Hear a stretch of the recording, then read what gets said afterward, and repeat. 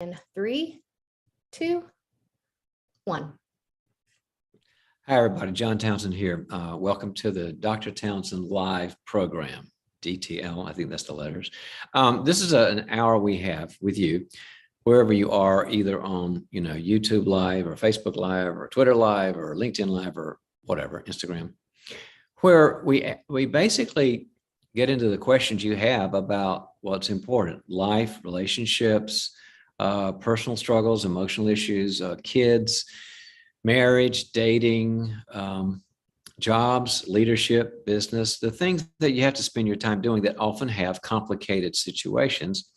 We'll talk to you.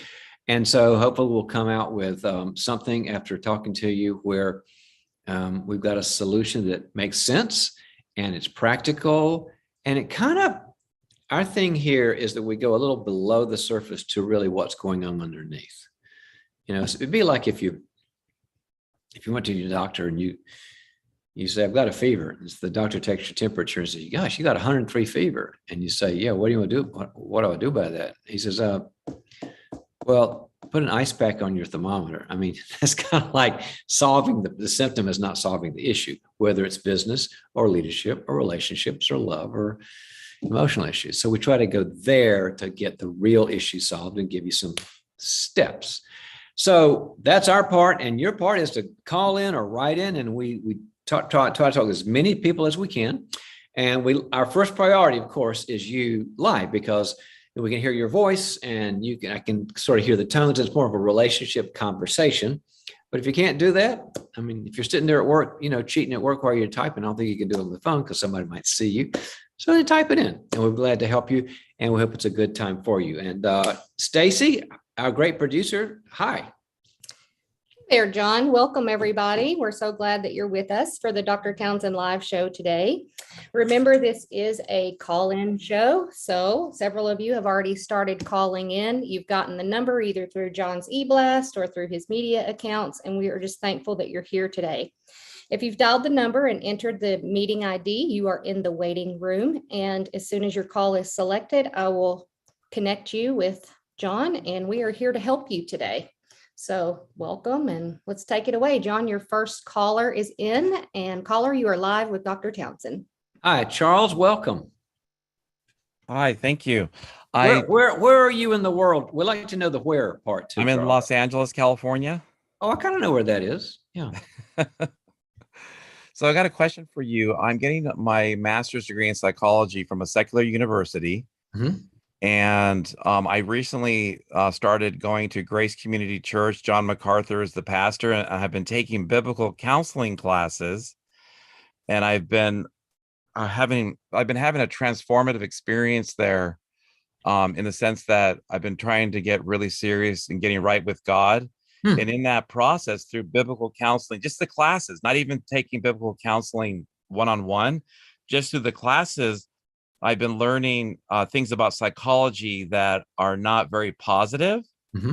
And so I have an opportunity to get my PhD in biblical counseling from the Master's University, which is associated with Grace Community Church. Right. And I wanted to get your feedback in terms of secular psychology versus biblical counseling, because I'm trying to figure things out. Because honestly, I've been in therapy for decades. And not until I started biblical counseling have I seen such a huge transformation in my own spiritual walk and my emotional walk with the Lord. Great question, Charles. Let me kind of get dig a bit deeper with you. What was it about the biblical counseling that sort of accelerated your healing process over the secular? Well, when I heard the passage, oh, Jesus, we cast out demons in your names and we perform miracles in your names. And then Jesus said, go away from me, I never knew you. That was a wake-up call for me. Mm-hmm. In terms of, I was professing to be a Christian, Mm-hmm. but I was not acting like one. There was hardly any fruit in my life. Mm-hmm. And so by hearing the gospel and hearing the word of God, that has majorly transformed my walk, because I realized I don't think I was even saved. Mm-hmm. I was professing to be a Christian for 20 years, yet you really couldn't tell by my actions or my behaviors. I'd go to church on Sundays, And then Monday through Saturday, I'd be doing my own thing and not God's will. So the fruit wasn't there. Yeah, the fruit wasn't there, even though I thought I was saved because I was going to churches that were making me feel saved, but I really didn't have any fruit or anything like that to really. Well, it sounds like you got the right church, and John MacArthur's stuff is very good. I read his books, and sounds great. So let me kind of give you a couple of ideas on the what now. I'm glad you're thinking about a doctorate in biblical counseling. There are crazy wrong things in secular psychology. I mean, I've studied them for years. And what I do is, instead of saying, oh, let's take the Bible and let's take secular psychology and mix them together like in when you're making your smoothie, put it in a blender and put them together, I don't think that's okay, because the Bible should always be, number one, any kind of truth, whether it's psychology, whether it's, I don't know, whether it's science, whether it's,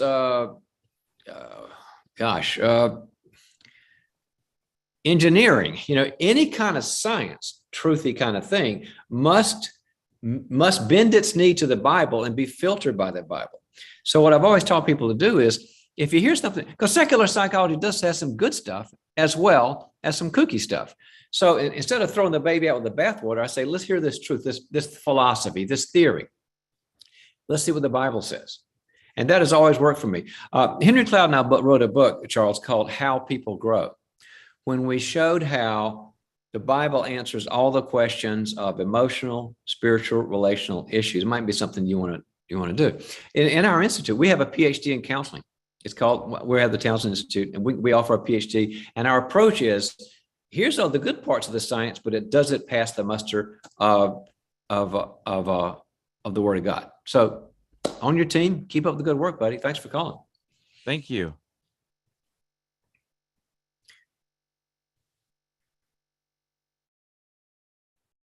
It's a huge issue when people really want to make sure. I mean, Charles obviously had a transformational experience with Jesus, and there's nothing more important than that.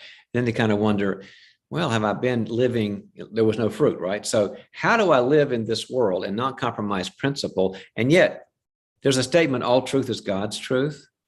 So are there some truths out there in, I don't know, maybe it's in art, maybe it's in sports, maybe it's in government. Are there some truths, just like in psychology, are there some truths there that I can use that kind of affirm that the Bible had it right in the first place? That's what that book, How People Grow, is about. Stacy, should I talk about bad relationships, which was my email video, kind of a downer, but kind of helpful, or did you want me to do something else? You're kind of in charge. Let's go ahead and take your next caller that just entered the waiting room today, and then possibly we can touch base on that after. All right. So we need the first name and we need location, and hello, welcome to the show. That's right. Welcome to the Dr. Townsend Live Show. You're live with Dr. Townsend. Hi, my name is Amanda, and I am from Texas. Hi, Amanda. Nice to have you here.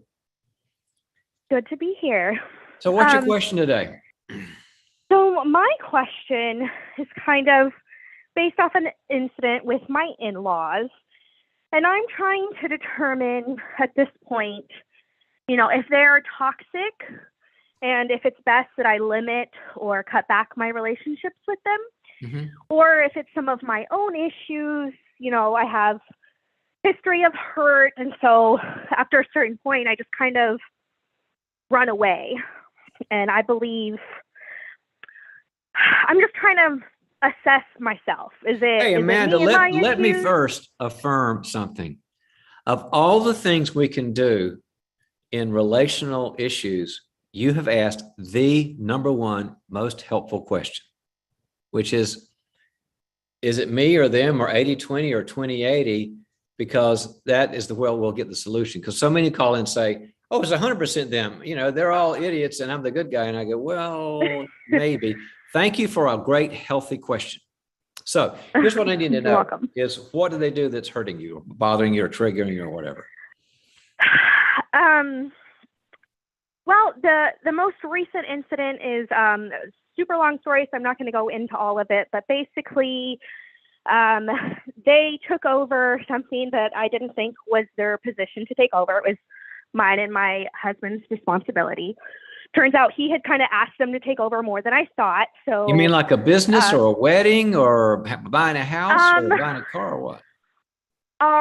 We had taken in a stray, Mhm. and she was pregnant, Right. and so she was going to have puppies. Oh, this isn't a stray person. This is a stray dog. Yes, Some she people was take gonna in have stray puppies. people, and I didn't wasn't sure. Yeah. So my husband and I were having issues, so he was staying over there, and he ended up taking the dog over there. But she was going to come back when he came Over back. there, I mean mom and dad's house. Yes. So mom and sister's dad are like in driving distance of y'all. Yes. Okay. Yes. So I had asked. I wanted the dog back. Had asked. I was told I couldn't take it. So, long story short, they ended up keeping the dog in while she was having puppies and while she was nursing and doing all of that. The sister and I had an agreement that I was going to be handling the adoptions. This whole thing, I really wanted His them sister here or at our your house. sister? His sister. Okay. I had really wanted them here the whole time, was very hurt that they weren't here. Turns out that was, again, more of my husband's fault than theirs. So I was already hurt, but we had an agreement that I was going to be handling the adoptions. Now, what's Very adopting? You mean quickly- adopting the puppies out to nice people that'll take care of them, right? Yes, yes. Okay. She, in the beginning, was already trying to, do all this social media stuff, find them homes, Yeah. was tagging me, which I was okay with. Then she stopped. Then as the puppies got further along, I said, okay, we're going to come get all the puppies at this date. We're going to handle the adoptions, like we said from the beginning, per the agreement. Now, who's the we? And You said we're going to handle it. Who's the we? I know it's Amanda, but there's something else with the Amanda? Yeah, my husband. So had he moved back home by then to be with you? Yes. So Yes, and we he sought leaves, counseling y'all and have was working. something between you. He leaves, stays with his parents, puppies come over there, and then your sister gets involved as kind of the starting the process of getting the adoption. Husband comes back, glad to hear that. And then what happens that breaks down with the puppies? I want to make sure I get that. So I communicate to them that we're going to come pick them up on this date. We're handling the adoptions like we had already agreed. And it turned into this whole big drama where they pretty much didn't want to let the puppies come back to us. But they're your and then- puppies. But they're your and your husband's Exactly. puppies. I mean, that you own the puppies, right? Yes. So what was their argument? What was their stance? What was their opinion? I mean, how can you respond to that? We just want them, but we know that they're not ours. They basically were thinking, I feel like they have a history of overstepping. And I think the mother-in-law plays the rescuer a lot. No, I don't. I'm getting the crazy part here, but I need to know what she told you as the reason that she should keep them. I need the words she used. That'll help. It would be the best for the puppies. It would be best on everyone. That it would be the smoothest transition into their new homes if they stayed with them. I got you. That we couldn't handle them. Okay. All right. So where are things now between you and them? So, I pretty much ended up after I said, hey, we came to this agreement. You're not honoring it. I want you to honor it. They didn't. So instead of continuing to battle, I said, okay, I'm removing myself from the situation. I let it go because, the important thing was focusing on me and my husband and our issues. So that's what we did. Well, sister-in-law's wedding's coming up, and I'm supposed to be a bridesmaid. So I'm still not talking to them very much because I'm waiting for an apology. We had an agreement. You didn't honor it. I brought to your attention that I was upset that you weren't honoring our agreement. You could have chosen to honor it or apologize. Do you feel just as dishonored by sister-in-law as you do by mom and dad-in-law? Yes. Yes. Okay. Yes. I get it. So this whole thing was very heated and emotional, and I was very emotional. And Amanda, so, I think it's mainly them, but I think it's partially you, both. The them part is, it sounds like you're, for some, that they're just ignoring the fact that, they have a boundary problem. Like they're not respecting the fact that you and your husband own the dogs. And that's wrong to say, well, we don't think you can take care of them. You're adults. So I think it's mainly them. But here's the you part. I think that you're overreacting in the boundary you're setting, which is I'm going to boycott the wedding. And the reason I say that is because it's gotta be a big, big deal, especially if you're in the wedding party, to boycott it. Because let's suppose you guys, then you hash it out 6 months from now. Everybody's okay. There'll always be this one. I did that. I didn't do that with a relationship I had, a buddy of mine. It wasn't a bad thing, but I didn't make him a priority like I should have. It's been 30 years. He still says things about it. Like, you weren't there, right? And I was like, yeah, I'm sorry. So, births and weddings and graduations, people remember forever. And I don't think it's worth it for you to say, until you apologize, I'm not going to do it. I don't. Now, what I would do, I would go there. I would get a lot of support with people that love you and say, Amanda, you're being a saint here. You're not being a masochist. You're not being codependent. You're just trying to have integrity and be nice to these people because they're part of your family. And I know it's crazy and they're being crazy right now, but go through it and get lots of love from other places. Then once the things have died down with sister-in-law, then work out I need an apology from you. But that would be a much better place to go.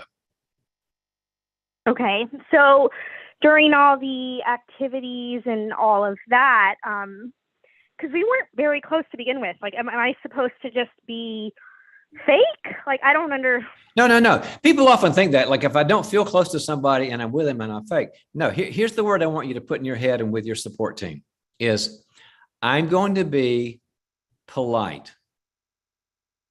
I'm not going to act like I'm so into it, but people can be polite, kind of reserved. Because some people have lower energy. You're not feeling a lot of energy towards these people now. So low energy, polite, show up, be warm and polite. That's what I would do. At the bachelorette party and the rehearsal, all that, you're warm and polite. And you know what else? You don't have to be hanging with sister-in-law, mother-in-law, dad-in-law. There's probably 15 other people that are cool, interesting. Spend your time with them. Do your kind of like due diligence to them. Glad to be here. Hi. And then go with the people that are okay. Then you won't be paying for it for the next 30 years. I got to scram, but I'm glad you asked the question, Amanda. Okay. Good luck. What a great question. Is it me or is it them? Well, I'm thinking it's probably 70 them, 75, 20, 25 her. But don't ever think, show family, community, that because you are engaged with somebody, now if they were shooting like, M16s at her, it's different. But if they're kind of toxic, it doesn't mean you never see them forever, unless you're 3 years old and they need to put you in foster care. Just kind of go, be polite. You won't pay for it later by them saying, then she didn't show up for this for 30 years, but spend your time with other people. So it is much, much better for you. Correct. Oh, John, caller, you are live with Dr. Townsend. Oh, okay. Hello. Hello. Yeah, go ahead. You can tell John your first name and your question. Hi, Dr. Townsend. This is Susie in Rancho Santa Margarita, and it's good to talk to you. Thank you for taking my call. Sure.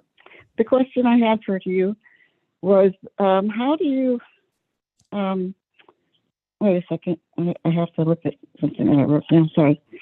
How can you not be like exhausted and mad when people don't respond to your boundaries or they don't really listen to what you request? How can you not, like, I don't feel like I'm being heard sometimes, and I just get really either sad, mad, or I feel exhausted because it seems like some of these things go on and on and on.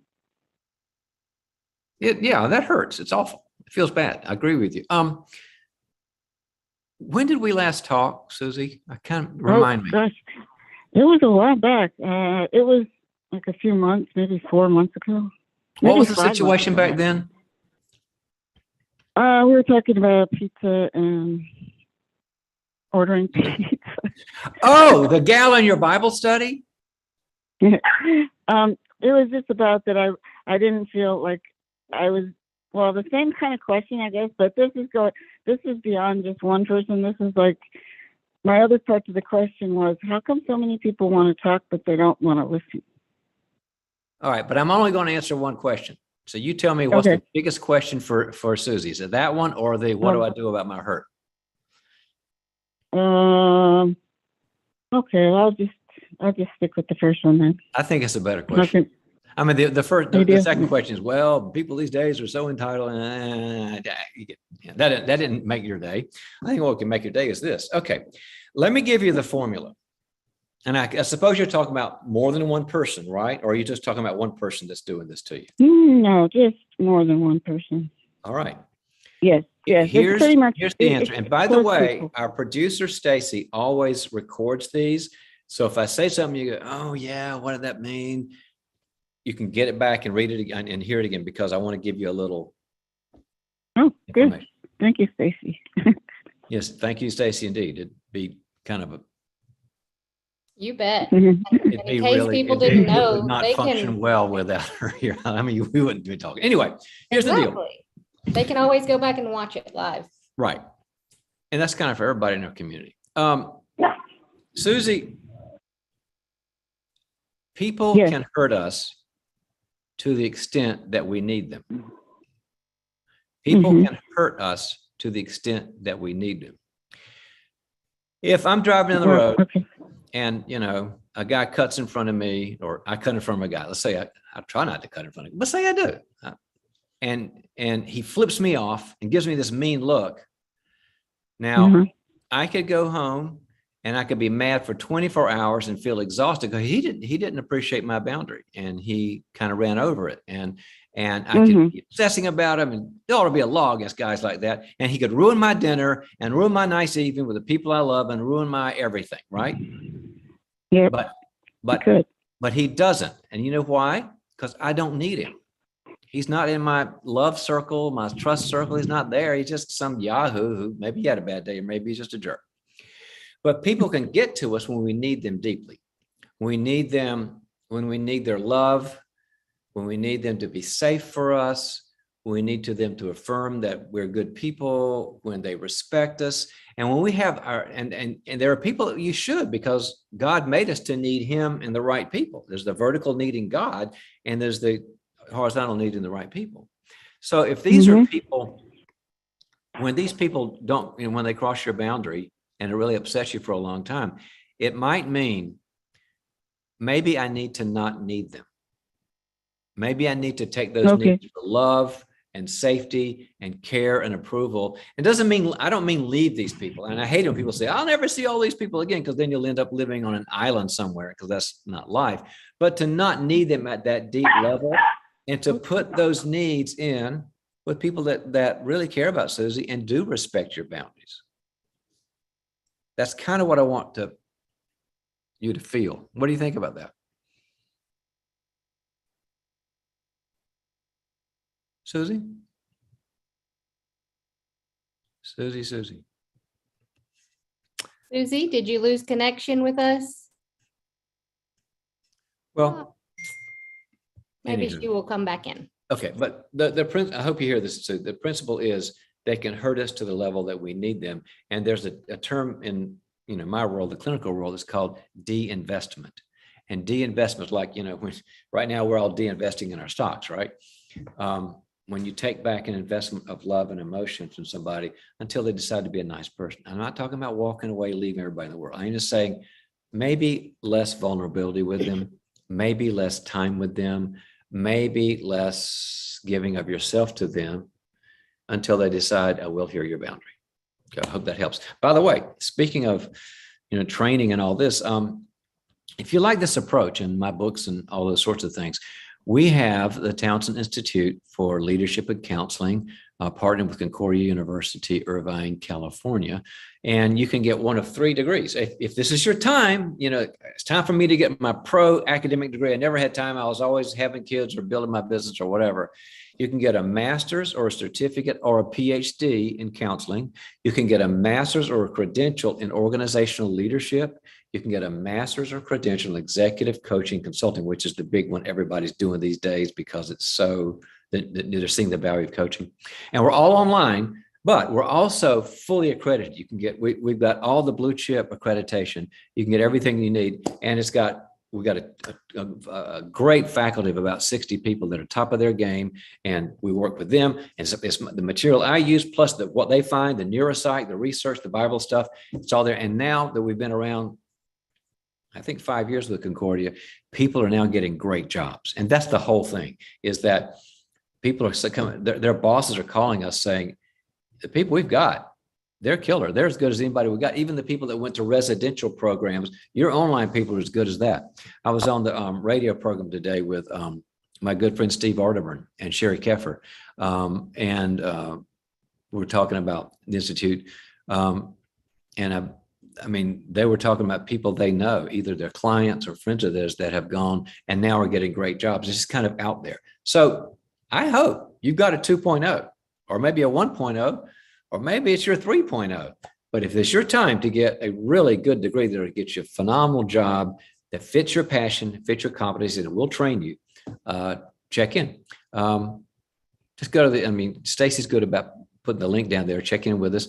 We've got, if you want to get to our convocation in August, in a few weeks, 3 weeks, we still have room for people interested in leadership and people interested in coaching. We don't have room for people in counseling, I believe, but that'll have to be February because that's all full. But either counseling then or leadership and coaching now. Let us know. All right, Stacy, where are we? You have a caller on the line. Caller, you are live with Dr. Townsend. Go ahead with your first name, where you're from, and your question. Caller, are you with us? Maybe they are having tech difficulties as well. So we'll move on to the next one. What do we call it, Stacy? The tech gremlins? Tech gremlins. Today? All right. The tech gremlins. Okay. Caller, you are live with Dr. Townsend. Go ahead with your first name, where you're from, and your question. Yes. Good afternoon. My name is Patty from Orange County. You're kind of going in and out like we're both in a submarine. I get it. It's kind of fuzzy. So can you get right up to your microphone and say your name and location again? Because I want to get this. Okay. How is it now? Is it better? Count to 5.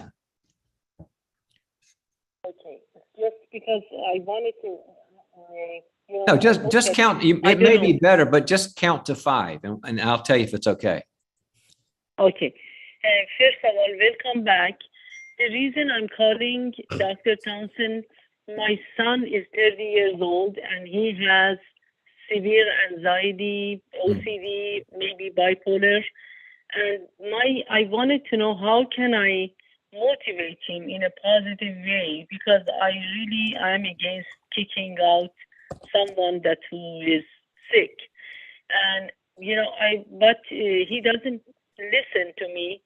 He doesn't go for treatment or help. I'm only getting maybe 70%. Can you get like really close to the mic and just talk right into it? I'm sorry about this, but I've got 2/3, but I need a little more. Yes. How is it now? I hope this is better now. Oh, that was much better. Yeah, okay, so I've got it. Oh my Your son's God. very struggling, anxiety, maybe a bipolar, maybe OCD, and not working and doesn't listen to you try to help him. Yeah? Yes, and I am the only provider, but I have been dealing with this for 13 years, but it wasn't this bad, and he doesn't cooperate. He doesn't see psychologists. He doesn't go take medication. Mm-hmm. And he just, right now, he's very manic, like running, like from one place to another, and just with no consideration.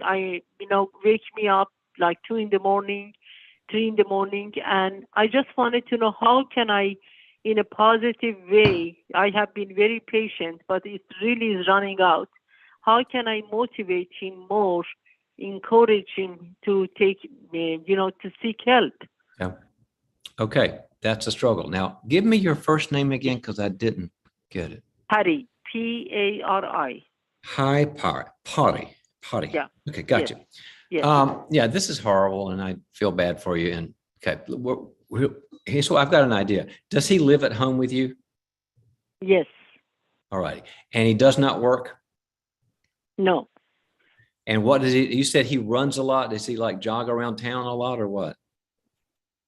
It depends. Like either he stays very unpredictable, either stays in his room, don't come out and skin picking, and or depressed, or he gets so manic and he just goes play soccer, let's say, for example, and just but too much. Like everything he does is like a OCD type. Like he gets stuck in whatever he chooses to do. And it gets way too involved, way too intense and all that. Okay. That's right. And I totally agree, Ari, that he needs help. And here's what we're going to do. You said something very important when you said he doesn't listen to me. So you and I are going to do a role play conversation. Okay. And I want you to be your son. Let's have a fake name. I don't want to embarrass him. So give me a fake name. Like Tony. I'll call him Tony. I'm going to be Pari. Yeah. I'm going to be mom, and you're going to be Tony. Yes. And yes. I want you to handle things the way he would handle it. And I'm going to ask, him to get help. And I want you to do whatever. I know you've asked him to get help a million times. So I'm going to ask him to get help. And you do all the crazy stuff Tony does, and we'll work through how to make a solution. Are you ready? Yes. Hey, honey. Yes, what do you want?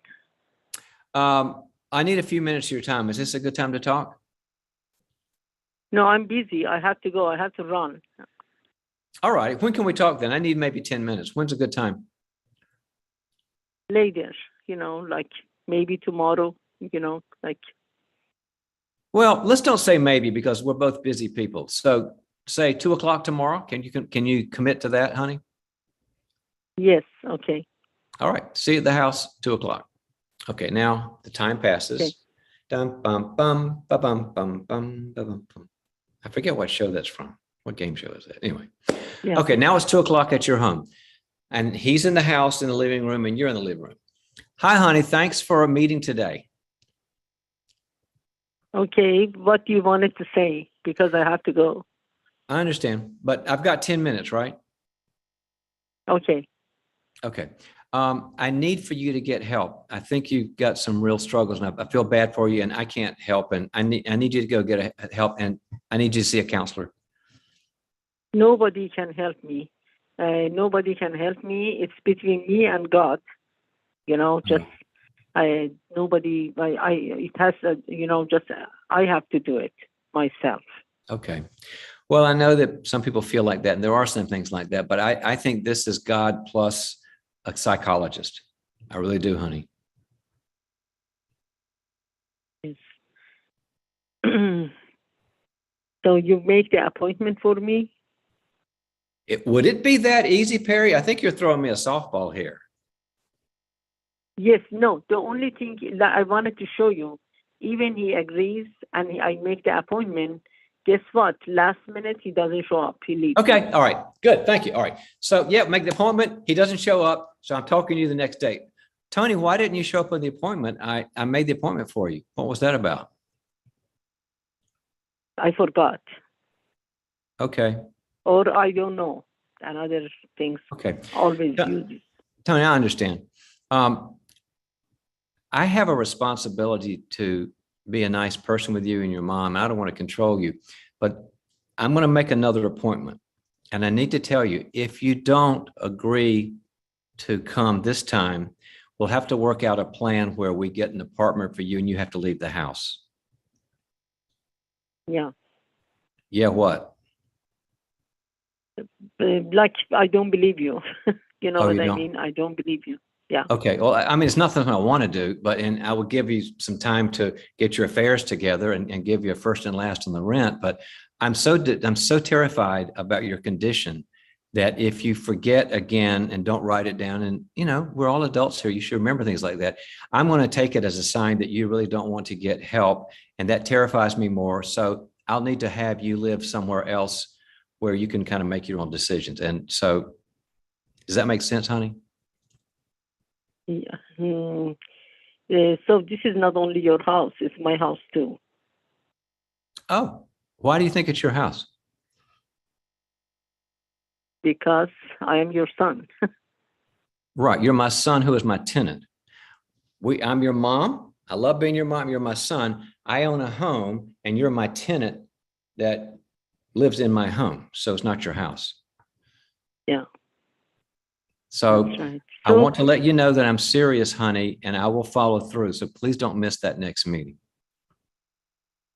Okay. Okay. Perry, that Yeah. was a short thing and 30 frustrating years for you, but that is the route I would take because he shows Yes. pretty significant mental health issues he could end up in real trouble for. And so before that happens, he's got you. The only boundary I could think of, I mean, you can't say to a 30-year-old man, I'll take away your phone, or, you can't go out with your friends, but you can say, I don't think I have the right structure for you. So I hope that helps. Try it out. Let me know what helps, Perry. Okay. Okay. Thank you so much. You Thank bet. you. I appreciate it. Bye-bye. A really important principle here, guys, with Perry's issue. People always used to tell Henry Cloud and me, because we wrote so many millions of boundaries books. Oh, boundaries is when you tell somebody that they've got to do something. I'm going to make you be nice to me. I'm going to make you go to school. I'm going to make you stop doing drugs. And we always say, I don't think you read it. It's not what this says at all. You just say, I'm not going to enable your problem. I'm not going to pay for your problem, but I'm always let you make a choice. But there are consequences. It's like in Joshua 24, when it says, Joshua said to the folks, choose you this day who you're going to serve. God doesn't make us do things. He just says, if you do this, here's the movie. It's a good movie. If you do that, it's not a good movie. It's a painful movie. And that's all Perry's doing with Tony. And remember, you're not being mean. You're not controlling people. You're just saying, here's the path. So, all righty. Who's up? Okay, welcome to the Dr. Townsend Live Show. You are live with Dr. Townsend. Tell us your first name, where you're from, and your question. Hi. Hello. Hi.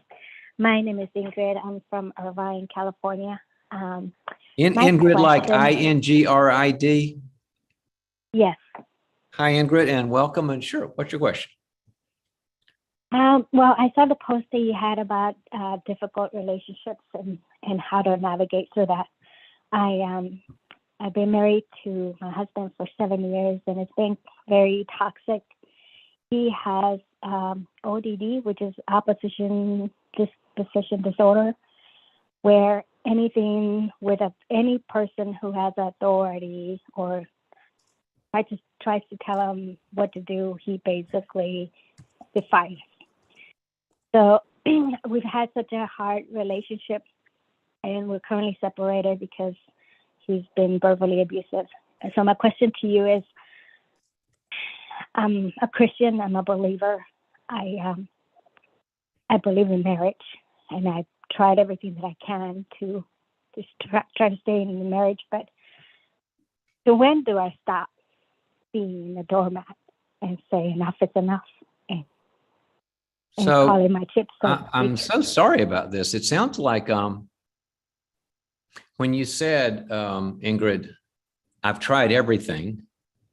I was kind of, okay, there's a bunch of things she probably tried because it's really painful. And then you said, when do I say this has got to stop? And my brain went, wait a minute, that's part of the everything. So you've done everything, but you've never said this must stop to him? I have. And he tries to manipulate me back into the relationship to where I'm thinking, oh, he's changing. Like, for instance, at the beginning of the year, he asked to go to church with me, and I was excited about that. I'm thinking, oh my God, he's turning to leave. Yeah. And then as soon as he doesn't get his way, he becomes extreme verbally abusive to the point where I'm constantly second guessing my identity. Okay. And I see. He basically, he is verbally more powerful and aggressive than you are, and you tend to see the other side of the argument so much that you question yourself and you're the bad guy. Correct. Yes. All Pretty right. much. Sorry. I'm sorry about that. That's got to be really a nightmare for you. It is. Well, you mentioned a word that's a big, big word that we got to start with first, and that was emotional abuse. Nobody ever made a marriage better by tolerating emotional abuse and just saying, be nice to me, go to church with me, because that can be a dangerous issue and it can never be tolerated. It's just always not okay. So, Ingrid, I would say that you have crossed a line. I mean, another word for it is gaslighting, which is where the person does bad things and this says you caused it or you made it. They try to make you feel crazy so that you'll question yourself. But you've crossed a line, which I think his condition is severe enough, and ODD is a big thing. And it takes a lot of very deep and direct counseling. I think it's beyond you guys just going to church. You have to go to church. I mean, that's where Jesus is, but Jesus also uses people. And so I think you have to draw a line and say, we must go to counseling. Have you done that yet? We did, and we went through our church counseling, and then how many sessions, by the way? We did about a year. How frequently in that year? We were going twice a month, and then we also went through a program, like a weekend seminar called Lifeline, where they try to restore marriages. Okay, so you've done some things, and what's been the outcome of all this? I mean, you've done some good stuff here. What's been the outcome of all that? So, like I said, he flips the switch, and he's really nice for a couple of weeks maybe, and then something happens. It can be something outside of my own control. So, for instance, something he's mad at, and he comes home and kicks the dog, and you're the dog, and bad stuff like that. Okay. Well, but in that year, see, the reason we go for sometimes a long time in therapy is that because we see the problem emerge and we talk about it the next session. So in that year you were with him, those twice a month, that's 24 sessions plus some group stuff. Did he ever pull that on you and trigger and get mean at you unreasonably, and you could talk about it at the next session with a professional? Right. So we did, and then he always put the blame back on me. Right. So now, was the counselor a licensed professional, or was the counselor just a good pastor? No, a licensed professional, and they tried to explain to him where he was wrong and where he crossed the line. Okay, so he couldn't gaslight them. They were aware of his manipulation. Yeah. Correct. And what would he do with their confrontation? He don't like it. There was a couple of times where he just walked out, or Okay. There's one time where he actually just decided to go off on the counselor to the point where we were both terrified. Ingrid, I'm so sorry. This is awful. Okay, then I applaud you for doing a lot of the things you should do. When you go to Matthew 18, and Jesus talks about situations like this, he says, if your brother sins against you, could be husband, says you go to that person and then tell them what they did, how it hurt you. And it says, if they change their ways, then you've won your brother. And then he says, that doesn't happen, then bring your 2 or 3. That doesn't happen, go to the church. And then there's this kind of law, what I would call a law of escalation. Like, you're vulnerable at first, this hurts my feelings, don't do this. Then you bring in other people, and you've kind of done the law of escalation, Ingrid. So there's one more law. You might want to do this with a counselor. You might, I'm thinking another way. Here's what I'm thinking. Is you go to him and say,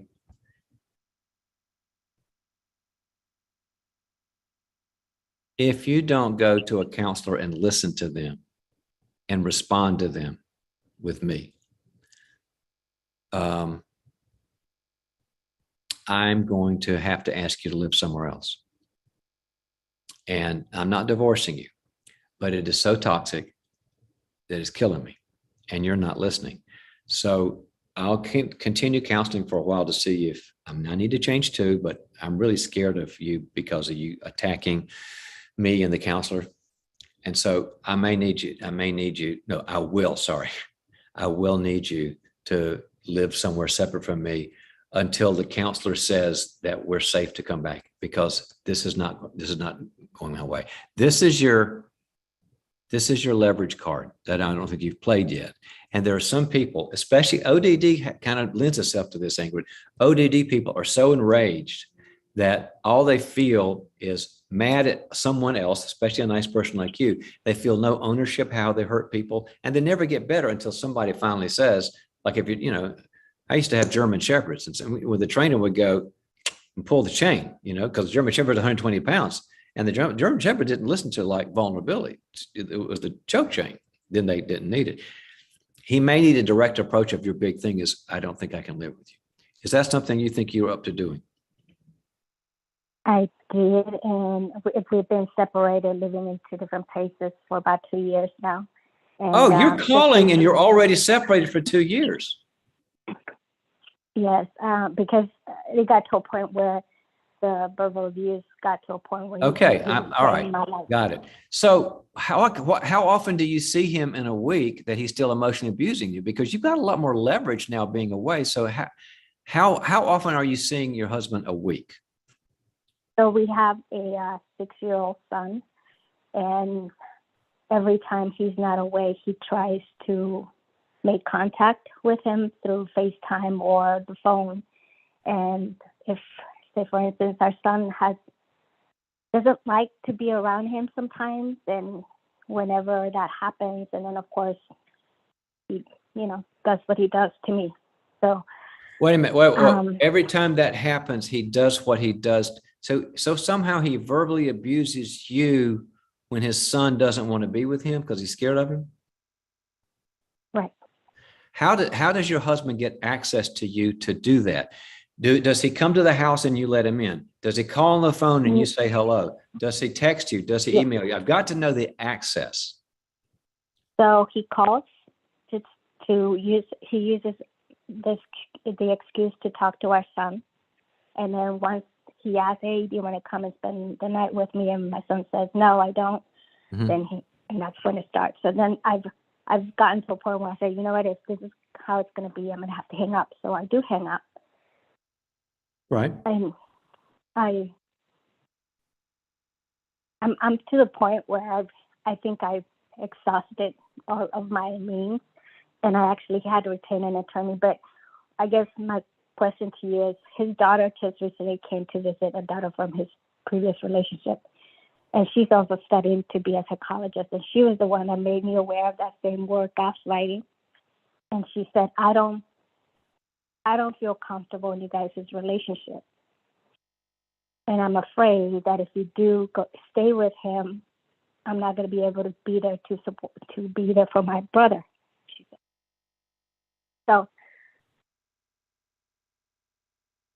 I know, like deep in my gut, I feel like this is enough. I need to move away.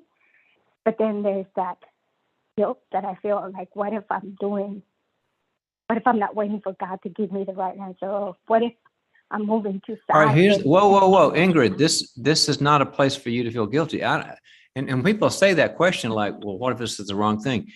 Do you love the Lord and are you committed to him? Yes. Okay.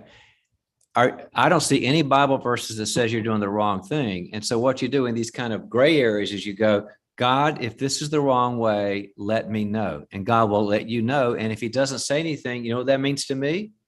Go ahead and do it. If the Bible's okay with it and the safe friends that aren't crazy are okay with it, it's okay, because if you said, I'm surrendered to you, he'll say, stop.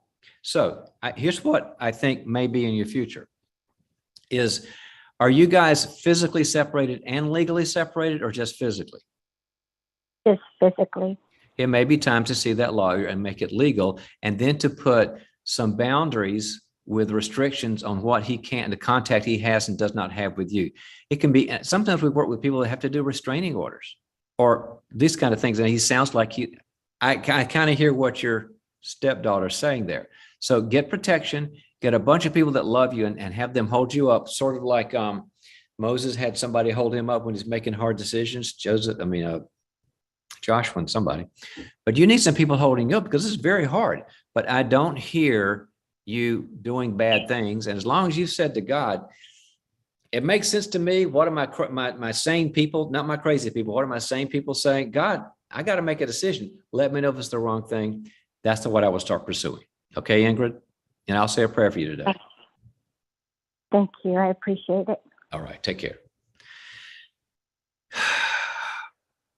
You know, I was thinking about my German Shepherds.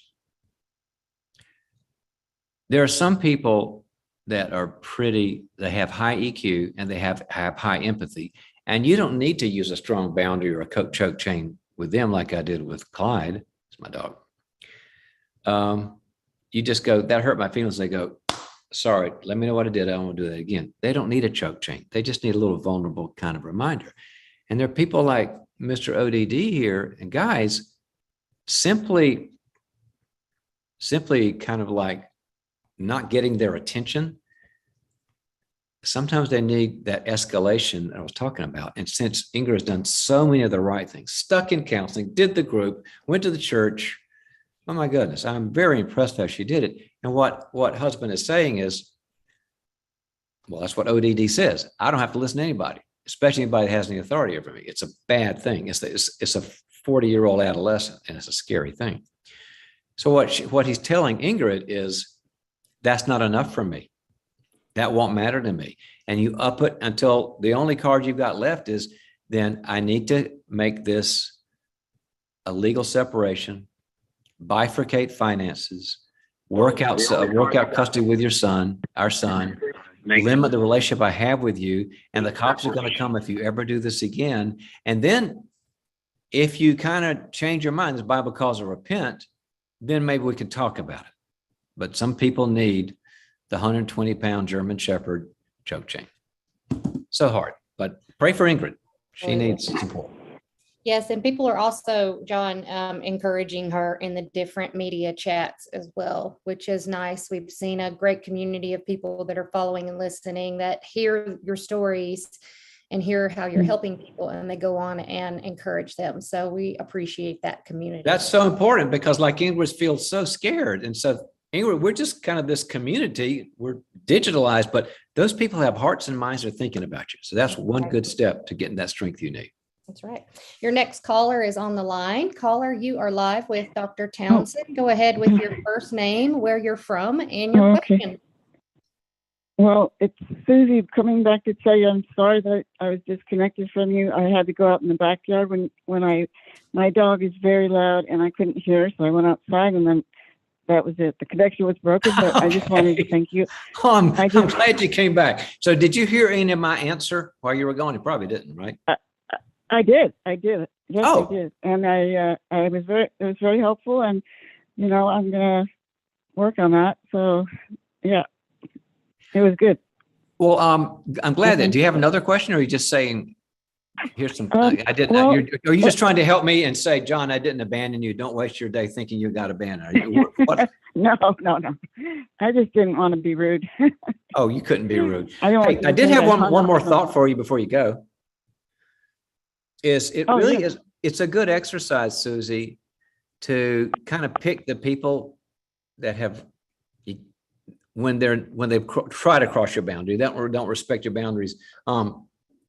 Maybe there's 3 or 4 or 5 of them, is to get a piece of paper, write their names, Joe, Sally, Bill, and put, what is it I've been needing from them? Love, respect, they'll see me or whatever. And you'll see a pattern there. Oh, I need all these people to care about my feelings, or I need for them to see me as a good person. And when you get there, you go, okay, they don't have that. If they had that capacity, love, respect, empathy, they wouldn't do these things. Yes. So where do I get those things? Where do I get those things? Oh, okay. Be those 5 people. That's really helpful. Thank you. Okay, it kind of helps to put it out. I'll work on that. All right. Thanks so much. Always good to talk to you. Blessed day. All right. Bye-bye. So nice. She was worried that I thought she was rude. Susie could not be rude. Susie does not have a rude bone in her head. Bone in her head. That's right. Anyway. Well, John, you have a few minutes left, and you have a question from one of your Instagram followers, and she says that her name is Alex, and she's using a different Instagram account for privacy. She says, "My name is Alex. I'm from Florida. I am working in a youth as a youth assistant youth pastor at a church, and I'm having a very difficult time with the culture. I'm in my 20s. Of course, a lot of the youth are in their teens and early college ages. And it seems like from the top down, a lot of secular things are really accepted within the youth program, such as, music. Well, an example, we have music nights where they are playing secular pop music with sexual connotations. And I have tried to bring this up, but they're, to my oversights, that they are consistently telling me that if they are going to bring in youth from outside of the church, that we have to be able to cater to lots of different teen likes and desires. That's basically how she's putting it. Okay. Is it a Christian place? She says, is the youth program a Christian place? It's at her church, yes. Okay. Okay. Let me speak to how to make the decision, Alex, because this, I see your point here. Since you've done the right things and gone to the top and they've said, we're going to play stuff with sexual lyrics, and we're doing that because a lot of the kids aren't Christians and all that. I would agree with you. I think there's a lot of music. I mean, I'm a total music, fan. There's a lot of music that's good music, whether it's hip hop or rap or rock or whatever, that even secular music is good. I mean, there's a lot of good secular music that doesn't have all the trash in it. So they had other options than the kind of explicitly sexual stuff. I agree with you. Whenever, and I'm kind of going to put the business consultant hat on for a second, Alexa, Alex or Alexa? It's Alex. Alec, C? With an X, Alex. Thank you.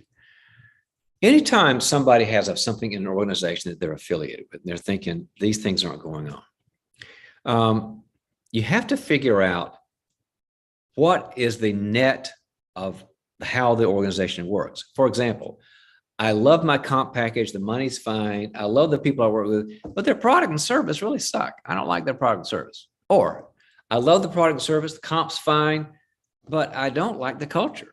Or I love the culture, I like the product and service, and I love mission vision. But you know what? I don't like the comp package, or I don't like how they're too authoritarian or whatever. And a lot of them, we just go on a knee jerk and say, so I'm out of here, take this job and shove it, right? Not mature thinking. Look at the net effect, because no job has everything we want. I mean, no job is, Christmas time. So you have to look at the net effect. It's got, maybe you like the faith aspect, or maybe you like the job you're doing with the kids, or maybe you feel compassionate, but you just hate it that they're doing, too much like sexual stuff, but everything else is kind of cool. Then you got to say, is the net effect of this job that it's worth it? The fruit is good. I'm good at it. I got passion. I'm competent. Then I'll stay. But it was like, no, when I added up all the factors, and I just kind of listed 6, I'm just riffing right now. I think it's probably 6 or 7. If the net effect is it's a negative, it's time to go. Don't make a decision based on one thing. That's where I would go. And good luck with that. Great advice. We will remind everyone, John, that we will be back on the show next week, Wednesday, the 27th, same time, 2 p.m. Pacific Standard Time. So save that in your calendar, save the number. It's always the same number each week and the same meeting ID code to enter the show. And we can't wait to see how we can help everyone next week. Yeah. And I also want to thank so many people called in instead of writing in. I think that just says a lot about your vulnerability and willing to take a chance. And thank you for doing that. I think it makes a better program for everybody, so our entire community gets help better. So thanks for your courage there. And we'll see you guys next week.